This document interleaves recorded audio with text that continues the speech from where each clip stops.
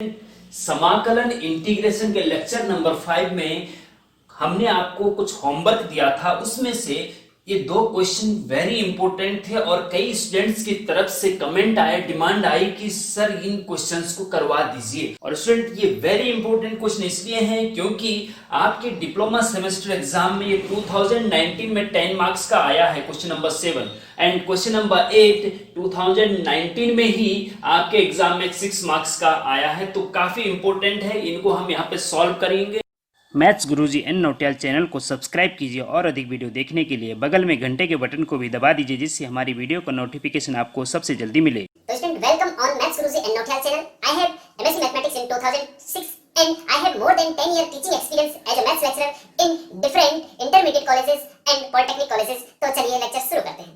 तो स्टूडेंट देखिए question number 7, इसको हम I मान लेते हैं। I is equal to integration 1 upon sine x plus sine 2x, ठीक है स्टूडेंट, और dx। अब इसको कैसे सॉल्व करना है, देखिए स्टूडेंट, इंटीग्रेशन के लेक्चर नंबर 1 से लेकर 5 तक हमने सारे पार्ट आपको बता दिए हैं कि इंटीग्रेशन बाय पार्ट क्या होता है और इंटीग्रेशन बाय सब्स्टिट्यूशन क्या होता है, इंटीग्रेशन बाय पार्शियल फ्रैक्शन क्या होता है। उसका डिटेल स्टडी आपने अगर अभी तक नहीं करी तो उन लेक्चर को आप जरूर देख लीजिए, तभी आपको ये समझ में आएगा। अब ये देखना है कि इस क्वेश्चन को कैसे सॉल्व करें। डायरेक्ट इंटीग्रेशन इसका संभव नहीं है। दूसरा देखिए स्टूडेंट कि क्या ये सब्स्टिट्यूशन से हो सकता है, तो सब्स्टिट्यूशन से कब होता है कि जब हमें कोई ऐसा फंक्शन मिले जिसका डिफरेंशिएशन वही मौजूद हो, जिसका डेरिवेटिव वही मौजूद हो, तो वो बाय सब्स्टिट्यूशन। ऐसा भी यहाँ पे अभी कोई दिख नहीं रहा है। देखिए 10 मार्क्स का है, वेरी इंपॉर्टेंट, थोड़ा सा आपको ट्रिक दिमाग से सोचना होगा तो आपको तभी ये क्वेश्चन हो पाएगा। अब देखिए फिर से बाय पार्ट पे जाते हैं। क्या ये इंटीग्रेशन बाय पार्ट से हो सकता है, तो इंटीग्रेशन बाय पार्ट से आपको पता होना चाहिए कि फर्स्ट दो फंक्शन होने चाहिए, first second function.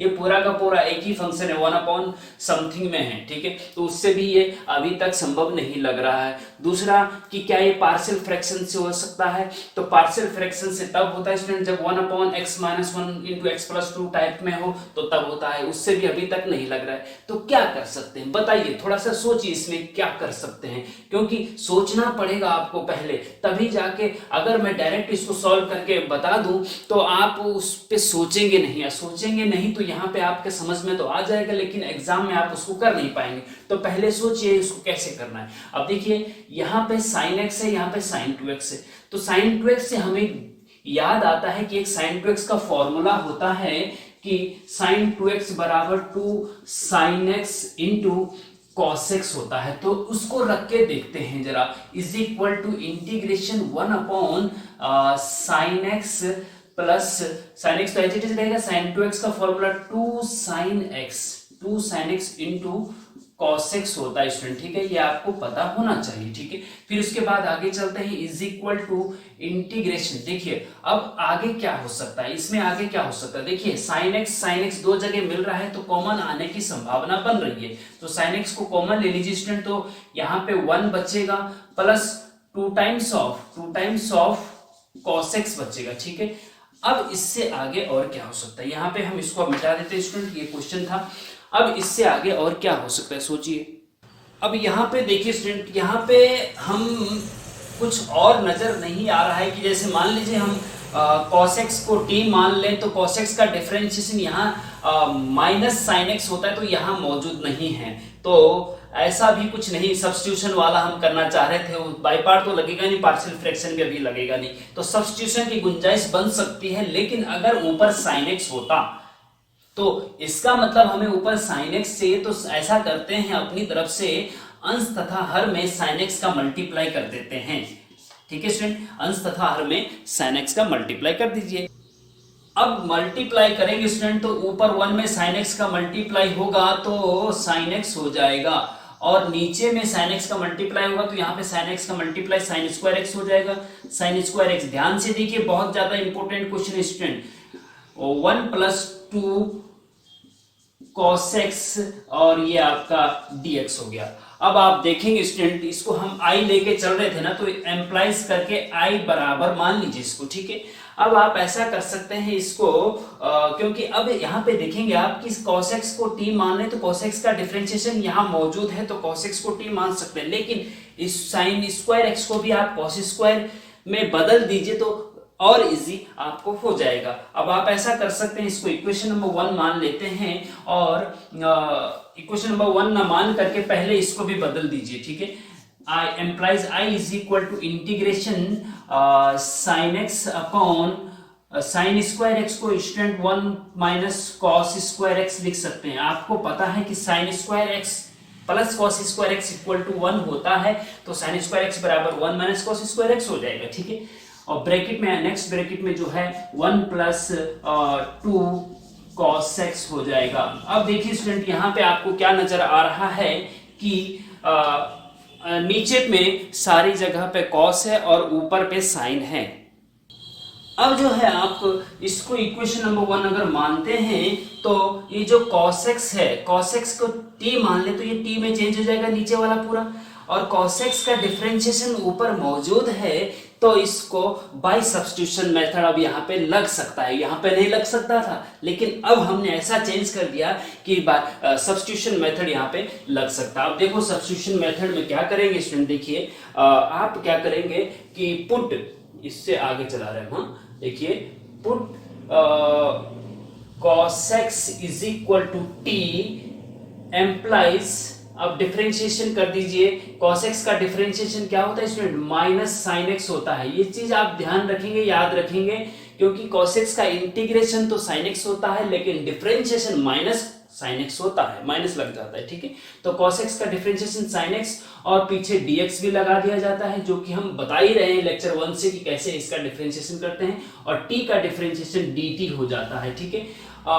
In equation first समीकरण 1 में cos x की जगह t रख दीजिए और माइनस sin x dx की जगह dt रख देंगे। अब देखो sin x dx की जगह माइनस dt आ जाएगा ना फिर इस यहाँ से। अब देखिए therefore I is equal to क्या हो जाएगा, देखिए इंटीग्रेशन sin x dx, एक साथ है ना, ऊपर है दोनों sin x dx, अब यहाँ पे sin x dx minus sin x dx बराबर dt है तो sin x dx बराबर माइनस dt हो जाएगा ना, यहाँ माइनस का मल्टीप्लाई कर देंगे तो यहाँ माइनस dt हो जाएगा, तो माइनस का dt ऊपर आ जाएगा, नीचे क्या रहेगा देखिए 1 माइनस cos x की जगह t रखेंगे तो यहाँ cos स्क्वायर x इसलिए t स्क्वायर हो जाएगा, ठीक है। और फिर यहाँ पे 1 प्लस 2 cos x की जगह t रखना है तो 1 प्लस 2t हो गया स्टूडेंट, ठीक है। अब आपको ये ऐसा दिख रहा होगा जैसे 1/1 minus x square into 1 plus 2x, x की जगह t है, यहाँ पे फर्क कितना है बस, ठीक है। तो ये पार्शियल फ्रैक्शन वाला टाइप बन रहा है स्टूडेंट, ठीक है। अब इसको पार्शियल फ्रैक्शन से सॉल्व कर सकते हैं। देखिए एक साथ बहुत सारे मेथड लग रहे हैं, यहाँ पे सब्स्टिट्यूशन मेथड लगा और यहाँ पे अब पार्शियल फ्रैक्शन वाला मेथड लगेगा। अब देखिए स्टूडेंट इसको हम आगे जब सॉल्व करेंगे, implies I is equal to, थोड़ा सा इसका फैक्टराइजेशन, जब पार्शियल फ्रैक्शन टाइप बनता है, देखिए ये माइनस है ना, माइनस को इंटीग्रेशन से बाहर ले सकते हैं क्योंकि कांस्टेंट है, माइनस बाहर आ गया, इंटीग्रेशन 1 अपॉन, और ये dt है ना, ये उसको साइड में रखेंगे। अब यहाँ पे हमने पार्शियल फ्रैक्शन में आपको बता रखा है डिटेल में, अगर वो लेक्चर नहीं देखा है तो लेक्चर नंबर 5 पार्शियल फ्रैक्शन वाला देख लीजिए स्टूडेंट, उसमें आपको पूरा डिटेल समझ में आएगा कि पार्शियल फ्रैक्शन को कैसे सॉल्व करते हैं, ठीक है। अब इसको कैसे करते हैं कि हम देखते हैं कि नीचे वाले फैक्टर पूरे जितना संभव हो सकता है होने चाहिए, तो 1 माइनस टी स्क्वायर, ए स्क्वायर माइनस बी स्क्वायर का फॉर्मूला लगा के 1 माइनस टी और 1 प्लस टी हो जाता है, a प्लस बी और a माइनस बी है ना, और इनटू ये आपका 1 प्लस 2 टी भी हो जाएगा, ठीक है स्टूडेंट। ये t है, हाँ t है, ये प्लस मत समझ लेना इसको, और ये आपका लग गया dt। अब स्टूडेंट देखिए जब नीचे लीनियर फंक्शन होते हैं तो हम कैसे सॉल्व करते हैं, a upon this plus b upon this plus c upon this, ऐसे करते हैं ना, तो उसको हम डायरेक्ट इसी में ही कर दे रहे हैं, implies I equal to minus integration, थोड़ा शॉर्टकट मेथड से हम चलेंगे, शॉर्टकट मेथड आपको बताना चाह रहे हैं स्टूडेंट। देखिए ए अपॉन, देखो जब इसको हम पार्शियल फ्रैक्शन में चेंज करते, देखिए लेक्चर नंबर 5 देख लीजिए अगर आपको समझ में थोड़ा सा दिक्कत हो रही है तो 1 अपॉन दिस है ना, तो A upon this plus B upon this plus C upon this partial fraction में ऐसे चेंज करते हैं, हाँ, जब नीचे लीनियर फैक्टर होते हैं, A upon this 1 minus t plus B upon 1 plus t plus C upon 1 plus 2t, ये आपका ब्रैकेट बंद और dt। अब आप देखेंगे जब एबीसी की वैल्यू आ जाएगी तो इसका इंटीग्रेशन संभव है। 1 अपॉन 1 माइनस टी का इंटीग्रेशन log 1 माइनस टी होता है, और 1 अपॉन 1 प्लस टी का इंटीग्रेशन log 1 प्लस टी होता है। 1 अपॉन 1 प्लस 2t का integration log 1 plus 2t upon 2 होता है। तो उस प्रकार से आप कर सकते हैं, लेकिन एबीसी की वैल्यू निकालनी है तो एबीसी की वैल्यू के लिए हम आपको एक शॉर्टकट मेथड बता रहे हैं स्टूडेंट। अब इसको हम थोड़ा सा यहां से मिटा देते हैं, यहां पे बता रहे हैं, ठीक है। शॉर्टकट मेथड से एबीसी की वैल्यू निकाल लो। कैसे निकालेंगे, ए की वैल्यू कैसे निकालेंगे?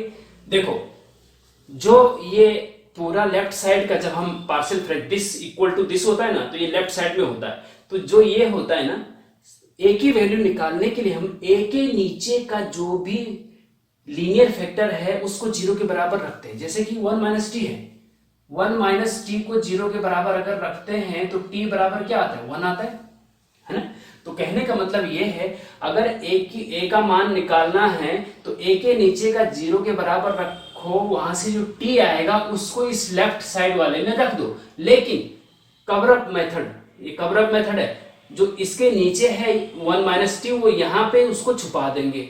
तो t इक्वल टू 1 किस में रखेंगे? इसको छोड़ के सारे में रखेंगे। तो मतलब a की वैल्यू निकालनी तो t इक्वल टू 1 रखना पड़ेगा इसमें, लेकिन 1 माइनस टी को छुपाना पड़ेगा क्योंकि वो a के नीचे था। तो बचा क्या?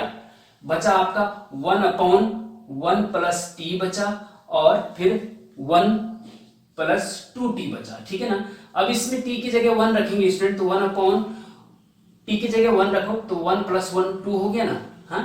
और फिर 1 प्लस 2 इंटू 1 2 3 हो गया, ठीक है स्टूडेंट। तो ये हो गया 1 अपॉन 6। ए की वैल्यू 6 आ गई।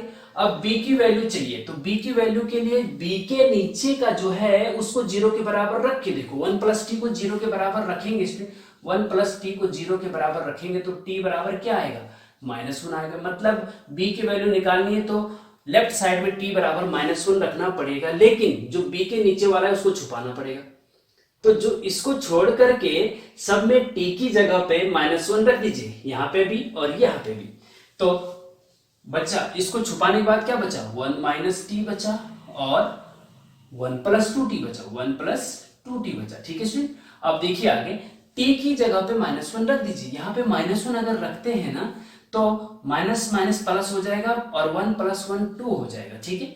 अब यहाँ पे अगर वो -1 रखते हैं तो ये -2 हो जाएगा, 1 माइनस 2 -1 हो जाएगा, तो इज इक्वल टू -1/2 हो जाएगा स्टूडेंट बी की वैल्यू। ये शॉर्टकट मेथड बता रहे हैं, ठीक है। अब सी की वैल्यू निकालनी है तो कैसे निकालेंगे, जरा वीडियो को पॉज कर खुद देख लीजिए। पहले क्या करते हैं, सी के नीचे का 0 के बराबर रखते हैं, ये हो गया। अब देखो c के नीचे क्या है? 1 प्लस 2t है। यहां से t की वैल्यू निकालते हैं तो -1/2 आती है, ठीक है। अब इसमें लेफ्ट साइड में t की जगह पे -1/2 रख देंगे। t की जगह पे क्या रखेंगे? -1/2 रखेंगे तो c की वैल्यू आ जाएगी। लेकिन जो c के नीचे वाला लीनियर फैक्टर उसको छुपा देंगे, 1 प्लस 2t है ना, इसको छुपा देंगे। बचेगा क्या? ये बचेगा, मतलब 1 अपॉन 1 माइनस टी बचा और 1 प्लस टी बचा, ठीक है। तो इसमें आप t की जगह पे -1/2 रखेंगे स्टूडेंट, तो क्या आएगा? अब यहाँ पे अगर -1/2 रखते हैं तो +1/2 हो जाता है, और 1 प्लस 1/2 बराबर 3/2 हो जाता है, ठीक है। 1 प्लस 1/2 3/2। अच्छा, अब यहाँ पे अगर रखते हैं t की जगह पे -1/2 तो 1 माइनस 1/2 कितना होता है? 1/2 होता है जी, ठीक है। तो कोई दिक्कत नहीं। अब यहाँ पे 1 अपॉन 3/4 हो गया, और ये आपका आ जाएगा उल्टा, ऊपर जब जाता है तो 4/3 हो जाता है। तो कहने का मतलब ये है कि c की वैल्यू आ गई आपकी 4/3। अब इसी में आप आगे जब जाएंगे ना स्टूडेंट, क्या करेंगे? इसी में जब आप आगे जाएंगे तो हम डायरेक्ट देख लीजिए कैसे करते हैं। i is equal to minus integration, a की जगह पे क्या रखेंगे? 1/6 रख दीजिए भाई, 1/6 अपॉन 1 माइनस टी, ब्रैकेट भी लगा दीजिए, हाँ। प्लस b की जगह पे क्या रखेंगे? -1/2 upon 1 plus t, plus c की जगह पे क्या रखेंगे जी? 4/3 अपॉन इसकी जगह पे 1 प्लस 2t, और ब्रैकेट बंद और dt। Very important question student, 10 marks का है। 10 मार्क्स आपको इजीली आ जाएंगे अगर आपने इस क्वेश्चन को अच्छे से समझ लिया तो, ठीक है ना। अब देखिए आगे, देखिए अब आगे क्या करेंगे, देखिए ये हम मिटा देते हैं एबीसी की वैल्यू, आप नोट कर लिए होंगे। देखिए स्टूडेंट, जब भी आप हमारे लेक्चर देखते हैं तो नोट जरूर करिए, हाँ, नोटबुक अपने पास रखिए, पेन कॉपी साथ में रखिए और फिर उसको सॉल्व देखते भी रहिए, सॉल्व भी करते रहिए, तो ज्यादा आपको मजा आएगा, ठीक है ना, और अच्छे से समझ में भी आएगा और एग्जाम में भी आप अच्छे से कर भी पाओगे। अदरवाइज आप सिंपल हल्के में टिकटॉक जैसे लेंगे तो फिर दिक्कत हो जाएगी आपको, है ना, एग्जाम में। तो देखिए अब ये हो गया, अब इसका इंटीग्रेशन कैसे करना है जी। देखिए अलग अलग इंटीग्रेट, जब फंक्शन, तीन फंक्शन, बीच में प्लस लगाओ ना, यहाँ प्लस यहाँ प्लस है, तो ये तीन फंक्शन है अलग अलग, तो तीनों फंक्शन का अलग अलग इंटीग्रेशन कर सकते हैं। इसका इंटीग्रेशन अलग, इसका इंटीग्रेशन अलग, इसका इंटीग्रेशन अलग, लेकिन यहाँ 1/6 कांस्टेंट है, वो इंटीग्रेशन के बाहर आ सकते हैं, कांस्टेंट इंटीग्रेशन के बाहर आता है, ठीक है ना, और माइनस तो रहेगा ही जी। अब देखिए implies I is equal to, अब इसका इंटीग्रेशन करते हैं केवल, तो माइनस साथ में रहेगी, माइनस टोटल का है ना, तो इसका जब जाएगा तो -1/6 बाहर रहेगा और इंटीग्रेशन हो जाएगा आपका 1/1 - t और dt, ठीक है। फिर उसके बाद देखो इसका इंटीग्रेशन, यहाँ माइनस ऑलरेडी है, एक माइनस ये जा रहा है तो माइनस माइनस प्लस हो जाएगा, ठीक है, प्लस हो जाएगा और 1/2 कांस्टेंट है तो बाहर आ जाएगा। इंटीग्रेशन के अंदर क्या रहेगा, 1/1 + t, 1 + t और dt। फिर उसके बाद नेक्स्ट क्या है, चलो इसको हम यहाँ से मिटा देते हैं, ठीक है। फिर ये माइनस जाएगा इसके साथ, तो प्लस माइनस माइनस हो जाएगा और माइनस हो जाएगा, और 4/3 जो है यहाँ पे कांस्टेंट है स्टूडेंट, तो इंटीग्रेशन लगा दीजिए, अंदर क्या बचेगा 1/1 + 2t एंड dt, ठीक है, ये समझ में आ रहा है ना, ठीक है। अब देखिए आगे देखिए इज इक्वल टू, हाँ, 1/6 अपनी जगह पे है, 1/1 - t का इंटीग्रेशन क्या होता है, देखिए 1/x का इंटीग्रेशन क्या होता है स्टूडेंट, 1/x का इंटीग्रेशन होता है log x, तो जो अपॉन में होता है वो लॉग के साथ आ जाता है। अगर यहाँ पे अपॉन में x - 1 का इंटीग्रेशन, तो ये हो जाएगा log x - 1, जो अपॉन में वो लॉग के साथ आ जाता है, ठीक है। लेकिन एक चीज ध्यान रखना होता है कि जो x का कोएफिशिएंट होता है वो होल अपॉन में भी आता है। अगर यहाँ पे 2 होता है ना, तो ये अपॉन में 2 भी आ जाता है, x का कोएफिशिएंट अपॉन में भी आता है, इस चीज का ध्यान रखेंगे आप, ठीक है। यहाँ पे x की जगह t है तो कोई टेंशन वाली बात नहीं है, ठीक है। तो 1/1 - t का इंटीग्रेशन क्या होता है, log 1 - t। अब एक चीज ध्यान रखेंगे स्टूडेंट, जब 1 - t है तभी इसका log में इंटीग्रेशन होता है, 1 + t 1 + 2t। अगर इनका होल स्क्वायर या 3 पावर है इनका किसी का भी, तो फिर log में नहीं होता है, ठीक है, ये हम पहले भी बता चुके हैं। चलो 1/1 - t का log 1 - t हो गया, अपॉन में क्या आता है, t का जो कोएफिशिएंट है वो अपॉन में आता है, t का कोएफिशिएंट क्या है, -1 है, तो -1 को अपॉन में आ गया, प्लस 1/2 हो गया, 1/1 + t का इंटीग्रेशन log न्यूमरेटर वाला 1 + t, ठीक है। अपॉन में क्या आएगा, अपॉन में स्टूडेंट t का कोएफिशिएंट +1 है, 1 है तो अपॉन में 1 आएगा, तो 1 को हम लिखते नहीं है क्योंकि 1 से कोई फर्क नहीं पड़ता है, ठीक है। उसके अलावा और सारे लिखते हैं, इस चीज का ध्यान रखेंगे, ठीक है ना। माइनस अब 4/3 कांस्टेंट है, अब इसका इंटीग्रेशन कर दीजिए, तो log के अंदर क्या आएगा, नीचे वाला 1 + 2t, और उसके अपॉन में क्या आएगा, t का कोएफिशिएंट क्या है 2 है, तो यहाँ पे 2 आएगा, और प्लस c लगा दीजिए जी, जो आपका इंटीग्रेशन में लगता ही है ना। अब ये आंसर हो गया, बस कुछ नहीं करना। अब देखो ये -1 है ना, -1/6 है तो प्लस का 1/6 हो जाएगा, तो कहने का मतलब ये है ऊपर आपका आएगा 1 - t और अपॉन 6, ठीक है।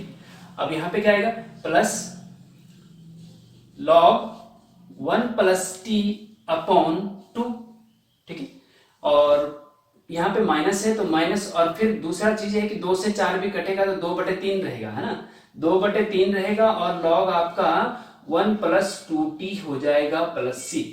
लेकिन यहाँ पे देखेंगे स्टूडेंट आप कि हमने t जो है ना अपनी तरफ से माना था इक्वेशन 1 में, इक्वेशन 1 में हमने t किसको माना था, t माना था हमने cos x को t माना था ना, अपनी तरफ से माना था। तो लास्ट में हम क्या करते हैं कि जिसको आपने t माना था उसको वापस रख दो, तो cos x को t माना था ना, तो t की जगह वापस cos x रख दीजिए बस, हाँ, और कुछ नहीं करना आपको।